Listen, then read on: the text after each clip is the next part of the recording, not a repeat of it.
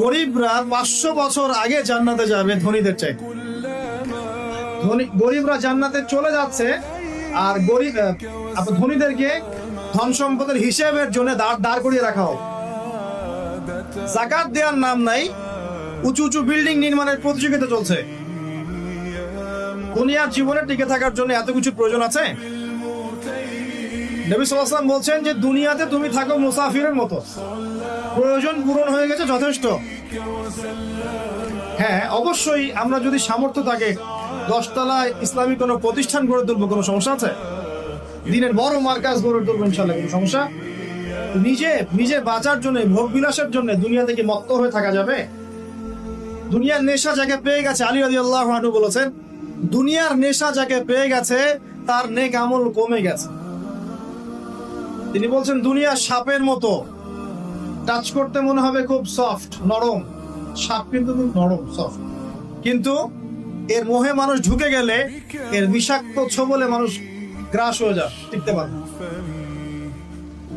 পরে আমি এদিকে আসছি ইনশাআল্লাহ। নবী সাল্লাল্লাহু আলাইহি ওয়াসাল্লাম একটা হাদিসে বলেছেন, এই মহাসাগরে আপনি যদি আঙ্গুল ঢুকিয়ে দেন, যতটুকু পানি হাতে লেগে থাকবে এর নাম দুনিয়া, বাকি সমস্ত পানি হচ্ছে আখিরাত। এটাই হয়তো ওই আয়াতের ব্যাখ্যা হতে পারে, বাল তুসিরুনাল হায়াতাদ দুনিয়া ওয়াল আখিরাতু খায়রুন ওয়া আবকা। তোমরা দুনিয়ার জীবনকে প্রাধান্য দিচ্ছ, কিন্তু আখিরাত চিরস্থায়ী এবং উত্তম। একটা হাদিসে পড়েছিলাম, নবী সাল্লাল্লাহু আলাইহি ওয়াসাল্লাম যাচ্ছেন সাহাবীদেরকে নিয়ে, রাস্তায় একটা মৃত ছাগলের বাচ্চা বা ওই বকরির বাচ্চা ছিল, মৃত। নবীজি বলছেন, এই মৃত ছাগলের বাচ্চাটা তোমরা কি 1 দিরহামের বিনিময়ে কিনতে চাও? সাহাবীরা বলছেন, বিনামূল্যে দিলেও তো কেউ নিবে না ইয়া রাসূলুল্লাহ। নবী সাল্লাল্লাহু আলাইহি ওয়াসাল্লাম বলছেন যে আল্লাহর কাছে এই পুরো দুনিয়ার মূল্য এই মৃত ছাগলের সমান নয়। নবীজি একটা হাদিসে বলেছেন সাল্লাল্লাহু আলাইহি ওয়াসাল্লাম, আল্লাহ পাকের কাছে যদি দুনিয়ার মূল্য একটা মাছির দানার পরিমাণ হতো, আল্লাহ পাক কোন কাফের মুশরিককে এক ঢোক পানি খেতে দিতেন না। তো দেখুন ভাইরা, এই আহদে আলাস্তুর কথা বলছিলাম, তখন আল্লাহ রাব্বুল আলামিন আদম সন্তানদেরকে জিজ্ঞাসা করেছিলেন যে আলাস্তু বিরাব্বিকুম, আমি কি তোমাদের রব নই? কি বলেছিলেন? আলাস্তু বিরাব্বিকুম, আমি কি তোমাদের রব নই? আমরা সবাই বলেছিলাম বালা, অবশ্যই আল্লাহ আপনি আমাদের রব। এটা আমরা বলে এসেছি মহাবিশ্বে। আমরা এখন যেখানে বসবাস করছি এর উপরে 7 আসমান আছে। কত আসমান? 7 আসমান মানে 7 মহাবিশ্ব আছে। এক মহাবিশ্ব থেকে আরেক মহাবিশ্বের দূরত্ব হচ্ছে 500 বছরের রাস্তা। এরকম করে 7টা আসমান আছে। তার উপরে কুরসি, ওয়াসিআ কুরসিয়ুহুস সামাওয়াতি ওয়াল আরদ। তার উপরে আছে মহাসাগর, যার গভীরতা 500 বছরের পথ। তার উপরে আছে আরশে আজিম, যে আরশ বহন করে নিয়ে আসবে মাত্র 8 জন ফেরেশতা। কতজন? আরশের উপরে আল্লাহ রাব্বুল আলামিন সমুন্নত। আল্লাহু আকবার যে আমরা বলি, আল্লাহ পাক যে কত বড়, এখন চিন্তা করুন।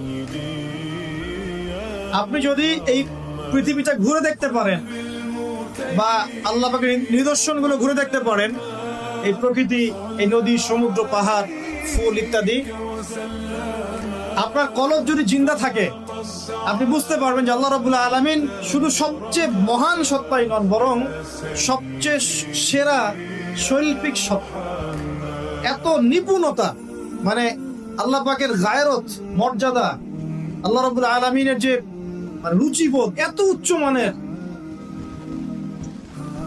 আজকে সকালে গোলাপ ফুল দেখছিলাম। কি ফুল ভাই? ফুল টুল দেখেন মাঝে মাঝে? গার্লফ্রেন্ডকে দেন নাকি?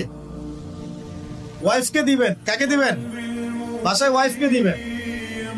ওয়াইফকে দিবেন, দিয়ে ভালোবাসার এজহার করবেন, বলবেন আমি তোমাকে অনেক ভালোবাসি। মেয়েরা এগুলোই চায় যে আপনি তাকে প্রশংসা করেন, ভালোবাসেন, আদর মহব্বত করেন। তারা এগুলোই মনে মনে চায়। হয়তো আপনাকে তারা বলে না, কিন্তু তারা এটাই চায়। যদি আপনি করতে পারেন, ইনশাআল্লাহ তারা আপনার কন্ট্রোলে থাকবে। যদি কাঠখোট্টা হয়ে থাকেন সাংসারিক জীবনে, তাহলে দেখবেন রসকস কমে গেছে। তখন স্ত্রীও খুঁজবে আরেকটা হ্যান্ডসাম ছেলে। হ্যাঁ, ফোনে, ওই কলিগের ওখানে, ব্যাংকে, অন্য জায়গায়। এখন তো ফ্রি মিক্সিং এর যুগ। বাসায় স্বামী থাকবে, বাইরে একটা ছেলে প্রেম হবে। আবার দেখা যাবে আপনারও মন উঠে যাচ্ছে, আপনার কাছে আপনার নিজের স্ত্রীকে ভালো লাগছে না, অন্য মেয়েকে ভালো লাগছে। সাংসারিক জীবনটাকে মধুর রাখার জন্য নবী সাল্লাল্লাহু আলাইহি ওয়াসাল্লাম